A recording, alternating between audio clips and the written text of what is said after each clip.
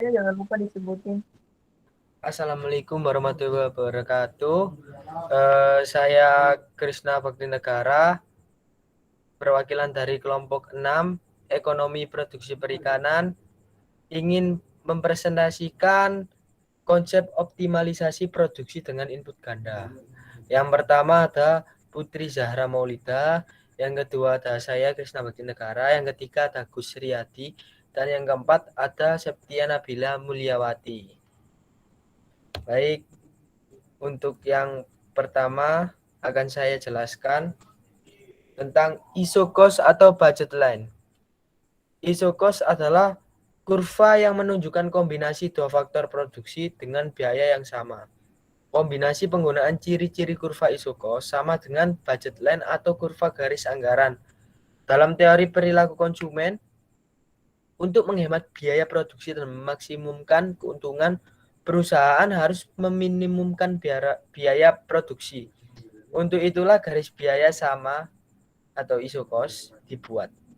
Pembuatan ISO cost memerlukan data-data sebagai berikut. Yang pertama adalah harga faktor-faktor produksi yang digunakan. Yang kedua, jumlah uang yang digunakan untuk membeli faktor-faktor produksi. Dalam ilmu ekonomi, garis ISO cost adalah garis yang menggambarkan kombinasi input yang memberikan biaya atau cost sama. Kemudian sifat dan ciri ISO cost.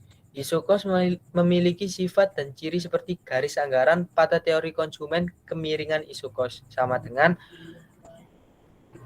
PL per PK. Jika besarnya anggaran berubah, maka ISO cost akan berpindah membuat garis sejajar dengan ISO cost awal, ke atas atau ke bawah tergantung dari perubahan anggaran. Kalau harga salah satu masukan variabel berubah, maka ISO cost akan berputar dengan sumbu pada masukan yang harganya tetap. Arah perputaran tergantung kepada perubahan harga. Jika harga naik, ISO cost berputar ke kiri. Apabila turun, maka akan berputar ke kanan. Kemudian faktor yang dapat merubah ISO cost atau budget line. Yang pertama adalah perubahan harga. Jika harga suatu barang naik, maka budget line akan mengarah ke titik origin, dan jika harga suatu barang turun, maka budget line akan menggeser menjauhi titik nol. Yang kedua, perubahan pendapatan. Jika pendapatan naik, budget line akan bergeser ke kanan menjadi titik origin, dan sebaliknya.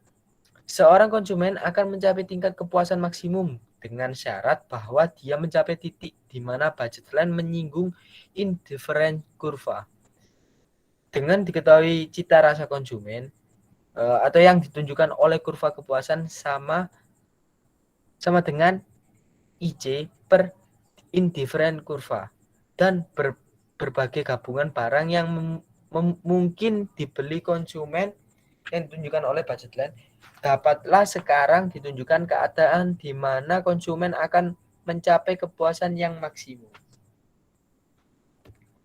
Oke, selanjutnya akan dijelaskan oleh Saudari Putri Zahra Maulida. Kemudian berikut merupakan kurva ISO cost. Next.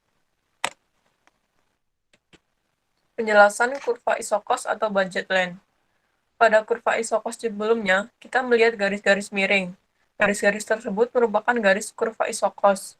Garis kurva ISO cost adalah garis anggaran yang menggambarkan biaya untuk kombinasi penggunaan dua jenis input, sehingga kemiringan garis kurva ISO cost atau I di atas menggambarkan rasio penggunaan biaya untuk kombinasi menggunakan dua jenis input produksi. Pada gambar A, misalkan kita melihat kurva ISO cost I1, artinya garis tersebut menggambarkan kombinasi penggunaan input berupa mesin dan tenaga kerja yang mempunyai biaya atau anggaran yang sama. Pada gambar di atas, I1, I2, I3 bukan menggambarkan sumbu tenaga kerja, tapi I di atas merupakan simbol untuk garis ISO cost yang berbentuk miring. Pemiringan kurva ISO cost ini bergantung pada kombinasi tenaga kerja dan modal. Next. Pada gambar A digambarkan adanya perubahan garis ISO cost atau I. Hal ini disebabkan oleh adanya perubahan harga input. Kurva ISO cost pada gambar A terjadi penurunan biaya input. Perubahan kemiringan kurva ISO cost pada bagian tenaga kerja dari I1 ke I2 menunjukkan bahwa perubahan tersebut mendorong penggunaan tenaga kerja lebih banyak. Anggap saja harga tenaga kerja atau upah lebih murah, sehingga jumlah tenaga kerja ditambah, begitu pula yang ditunjukkan pada I3.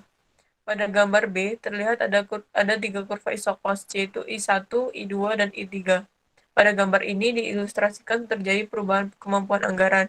Misalnya kurva anggaran isokos pada I1, lalu terjadi penambahan kemampuan anggaran, misalkan perusahaan menambah dana atau investasi, sehingga anggaran yang didapatkan digunakan untuk membeli mesin atau modal, dan atau mengubah tenaga kerja bertambah, sehingga pergeseran kurva isokosnya akan terjadi dari I1 ke I2.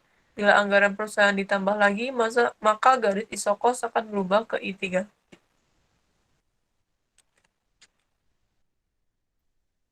Baik, kemudian ada yang pertama itu ada isokos atau budget line. Dalam analisis fungsi produksi dengan dua input variabel dikenal dengan isokos.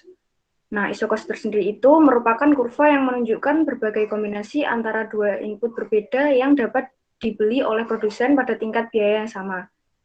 Ditulis sebagai berikut. PC sama dengan PK kali K ditambah PL kali L. Dapat diturunkan dari persamaan TC per PK dibagi TC per PL. Atau TC per PK kali PL per TC sama dengan PL per PK. Nah, kemudian di sini ada kurvanya, yaitu semakin dekat dengan titik origin, maksudnya titik origin itu adalah titik 0, berarti semakin kecil pengeluaran yang harus dikeluarkan oleh produsen, dan sebaliknya, semakin jauh dari titik 0, maka semakin besar produsen.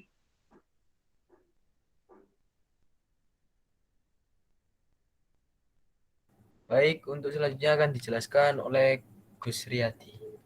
Baiklah, selanjutnya di sini ada optimalisasi produksi. Yang pertama itu ada A, produksi dapat ditingkatkan. Jadi dengan menggunakan modal yang cukup dan efisien, dalam proses produksi tidak dapat atau tidak ada perbedaan dalam menggunakan modal, baik modal sendiri dan modal pinjaman, yang mana masing-masing berperan langsung dalam proses produksi.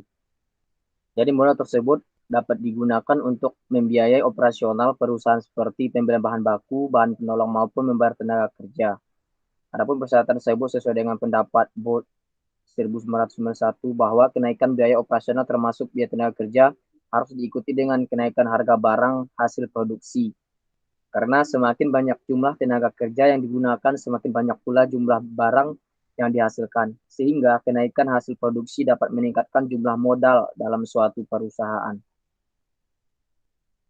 Next. Kedua itu ada B, modal kerja. Jadi setiap perusahaan selalu membutuhkan uang untuk membiayai operasional sehari-hari. Misalnya untuk memberikan kesekot pembelian bahan mentah, membayar upah buruh, gaji pegawai, dan lain sebagainya. Adapun jumlah uang yang dikeluarkan diharapkan akan kembali lagi masuk dalam perusahaan dalam waktu yang pendek melalui hasil penjualan produknya. Uang yang masuk akan digunakan untuk membiayai operasional selanjutnya sehingga modal akan terus berputar selama kegiatan perusahaan berlangsung. Next. Berikut adapun faktor-faktor yang berpengaruh besar kecilnya jumlah modal kerja yang dibutuhkan perusahaan adalah sebagai berikut. Yang pertama itu berdasarkan tipe perusahaan. Jadi modal untuk perusahaan jasa relatif akan lebih rendah dibandingkan kebutuhan modal kerja perusahaan industri.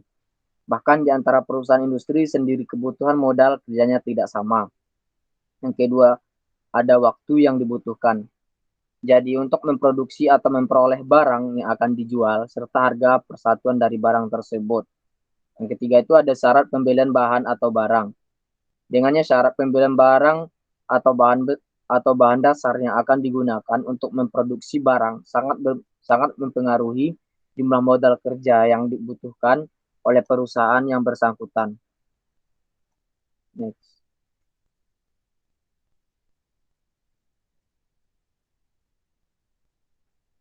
Yang keempat itu ada syarat penjualan. Jadi semakin lunak kredit yang diberikan suatu perusahaan kepada para pembeli akan mengakibatkan semakin besarnya jumlah modal kerja yang diinvestasikan dalam sektor piutang. Kelima, ada tingkat perputaran persediaan. Jadi tingkat perputaran persediaan atau inventory turnover menunjukkan beberapa kali persediaan tersebut diganti dalam arti dibeli atau dijual kembali. Jadi semakin tinggi tingkat perputaran jumlah persediaan, maka jumlah modal kerja yang dibutuhkan atau terutama yang harus diinvestasikan dalam persediaan jadi semakin rendah.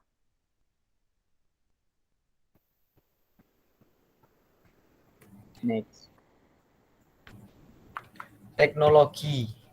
Teknologi merupakan pengetahuan terhadap penggunaan alat dan bagaimana alat tersebut mempengaruhi kemampuan untuk mengontrol dan beradaptasi dengan lingkungan alamnya. Teknologi juga dapat diartikan benda-benda yang berguna bagi manusia seperti mesin, tetapi dapat juga mencakup hal yang lebih luas, termasuk sistem, metode organisasi, dan teknik. Teknologi telah mempengaruhi masyarakat dan sekitarnya dalam beberapa cara. Dalam masyarakat, teknologi telah membantu mengembangkan ekonomi yang lebih maju, termasuk ekonomi global saat ini. Analisis yang lebih mendalam lagi terhadap teknologi sebagai kegiatan manusia yang secara sistematis, langkah demi langkah dilakukan untuk mencapai sesuatu tujuan tertentu secara efisien sampai pada faktor pengetahuan yang mendasari kegiatan itu. Pengetahuan ini harus dipelajari oleh manusia, baik dari pengalaman sendiri maupun dari sumber-sumber lain untuk dapat melakukan kegiatan yang merupakan teknologi. Teknologi merupakan ilmu pengetahuan untuk memecahkan masalah. Teknologi juga merupakan sekumpulan proses, peralatan, metode, prosedur yang digunakan untuk memproduksi barang dan jasa. Baik, selanjutnya akan dilanjutkan oleh Septia Nabila. Baik, terima kasih. Yang kemudian ada optimalisasi produksi dengan input ganda. Syarat yang perlu dimaksimumkan fungsi optimalisasi produksi dengan input ganda yaitu ada Fx dan Df per Dx atau sama dengan 0. Turunan pertama itu harus sama dengan 0. Jika maksimum fungsi, maka turunan keduanya negatif Fx kurang dari 0. Maka jika digambar akan melengkung ke bawah yang ada titik paling tinggi yaitu disebut maksimum yang titiknya terletak pada lengkungan paling atas tengah. Nah, sesuai tersebut, kepuasan maksimum produsen pada saat isokos bersinggungan dengan kurva isokon. Nah, kemudian di sini ada contoh soal yang pertama itu optimalisasi produksi dengan input ganda. Asumsi faktor produksi itu ada input, variabel 1 itu labor atau TK tenaga kerja, kemudian variabel 2 itu K atau kapital atau modal pada perilaku produsen isokos. Dan pada perilaku konsumen itu namanya budget line, jadi sama-sama.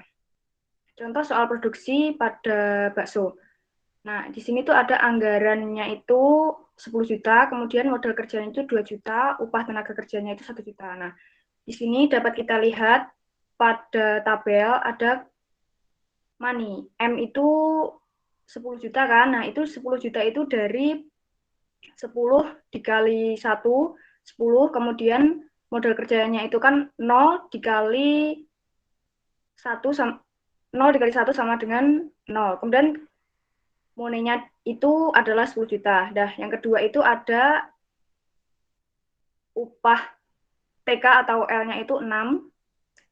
6 dikali 1 juta itu 6. Kemudian modalnya itu 2 juta dikali 2, 4 juta. Jadi 4 tambah 6 sama dengan 10 juta. Itu ada di keterangan B. Kemudian di keterangan C itu ada L-nya itu 2 juta dikali 2 kan 4, kemudian 4 dikali 2 dikali 1, 1, 4 dikali 2, 8, jadi keterangan C-nya itu 10 juta, kemudian ada upah tenaga kerjanya itu 0, kali 1 kan tetap 0, kemudian modalnya itu kan 5. 5 dikali 2 juta adalah 10 juta, itu berada di titik D. Nah, bisa dapat dilihat di gambar kurva tersebut, pada titik tenaga kerja itu 2, modal kerjanya 4, itu ada C, kemudian 0 modal 0, tenaga kerja 10, itu pada titik A, kemudian di titik modal 2, upahnya 6, itu di titik B, kemudian 4, modalnya 4, upahnya itu 2, itu ada di titik C, kemudian yang terakhir itu modalnya itu 5, dan upahnya itu 0 pada di titik D. Nah, pada garis yang berwarna abu-abu atau hijau tersebut, itu ada tulisannya IC. Nah, itu adalah isokos.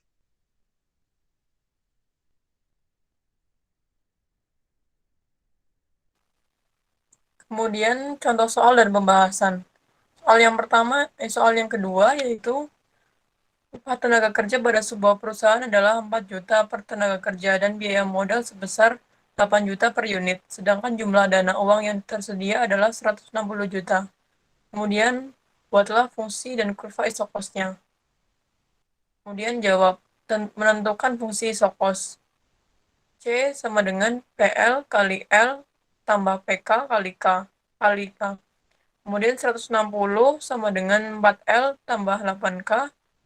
Kemudian menentukan jumlah tenaga kerja L fungsi isokos, yaitu 4L sama dengan 160 dikurangi 8K. Kemudian L sama dengan 160 dibagi 4, kemudian dikurangi 8/4 dikalikan K. Kemudian menghasilkan L sama dengan 40 min 2K. Next. Kemudian menentukan jumlah modal K fungsi isokos. 160 sama dengan 4L tambah 8K, kemudian 8K sama dengan 160 kurangi 4L, kemudian K 100 sama dengan 160 dikurangi 8 per 8 dikurangi 4 per 8L, kemudian menghasilkan K sama dengan 20 min 0,5 L. Kemudian berikut merupakan kurva grafik fungsi produksi dua input faktor-faktor variabel konsep isokos. Next. Baik, adapun di sini contoh soal fungsi produksi. Jadi contohnya itu Y sama dengan 10x1 ditambah 10x2 dikurang x21 dikurang x22. Adapun FOC-nya yaitu F1 sama dengan 10 dikurang 2x1 sama dengan 0. Jadi dapat dihasilkan x1 sama dengan 5. Adapun untuk F2-nya yaitu sama dengan 10 dikurang 2x2 sama dengan 0. Hasilnya jadi x2 sama dengan 5. Jadi di sini dapat disimpulkan titik kritis dari suatu fungsi dalam rumus tersebut adalah suatu titik di mana slope atau kemiringan fungsi sama dengan 0. Jadi titik kritis yang terjadi dari contoh tersebut adalah x1 sama dengan 5 dan x2 sama dengan 5. Jadi hasilnya sama. Titik tersebut bisa jadi titik maksimum, minimum, ataupun saddle point. Next. Jadi untuk maksimum diperlukan kondisi second order bahwa sehingga F11 sama lebih kecil daripada 0 dan F11, F22 besar dari F12 dan F21. Sehingga F11 sama dengan min 2 kecil dari 0, F22 sama dengan min 2, dan F12 sama dengan F21 sama dengan 0. Selama X2 tidak muncul pada F1 atau sebaliknya. Karena itu, jadi dapat disimpulkan hasilnya yaitu F11, F12 sama dikurang F12 dan F21 sama dengan 4 besar dari 0. Jadi, necessary dan sufficient condition-nya menentukan maksimum persnya itu 6,10 pada X1 sama dengan 5 dan X2 sama dengan 5. Jadi di sini hasilnya tetap 5. Hasilnya sama. Next. Baik. Terima kasih. Sekian presentasi dari kelompok 6. Bila ada salah kata dan jika ada pertanyaan bisa menghubungi kami selaku kelompok 6 Ekonomi Produksi Perikanan. Baik, terima kasih. Wassalamualaikum warahmatullahi wabarakatuh. Waalaikumsalam warahmatullahi wabarakatuh.